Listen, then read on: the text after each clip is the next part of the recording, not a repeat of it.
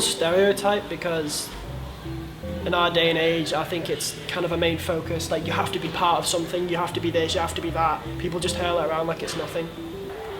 I don't know, to help sort of group people together, because it's sort of easier to group people together than think of them as individual people. I believe people stereotype because they need to feel part of the group.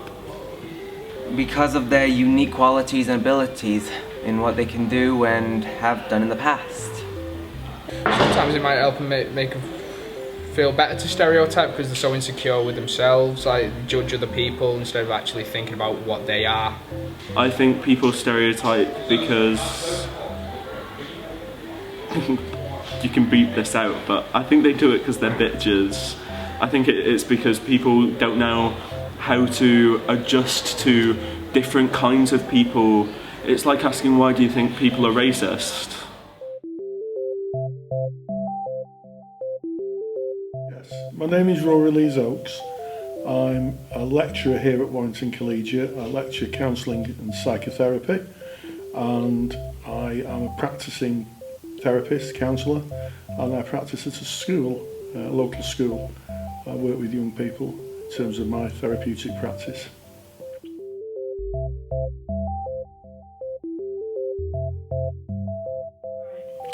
Yes, I mean, I think that people in general have a tendency to stereotype, but I think that young people do get stereotyped, and they fall into different kind of classes of people, you know, and sometimes young people self-stereotype, call themselves emos, people refer to them as chavs or grungers, you know, so sometimes part of being in a group drives a stereotype, but generally externally people stereotype as well.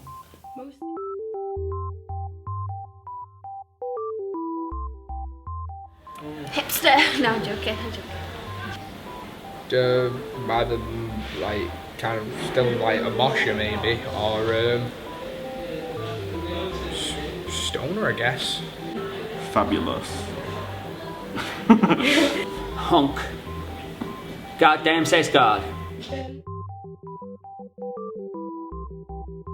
Well, I think that young people are surrounded by images. They may be on the internet, they may be in magazines, certainly around body image, what people should look like, idealised versions of people, and I think this can have an impact on young people's well-being.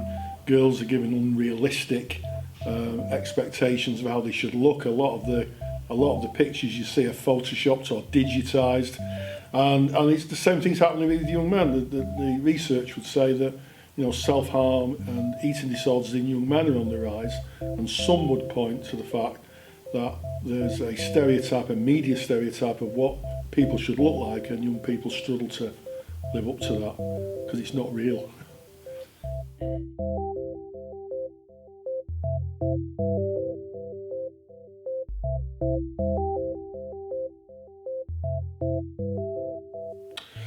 Well, I think part of that is about the media.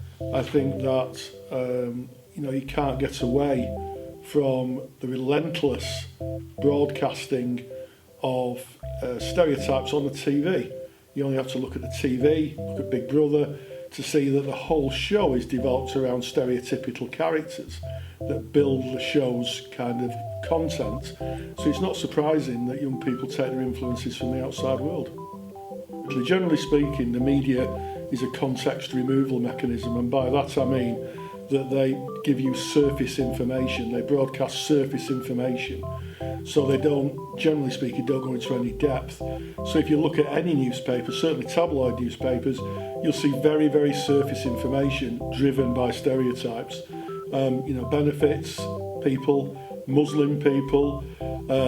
It was chavs a few years ago. There were lots of chavs. If you happen to have a baseball cap and wear a tracksuit bottom, you're instantly a chav and therefore instantly, you know, a criminal. So yes, I think the media do generate a lot of stereotypes, and I think that young people pick up on that.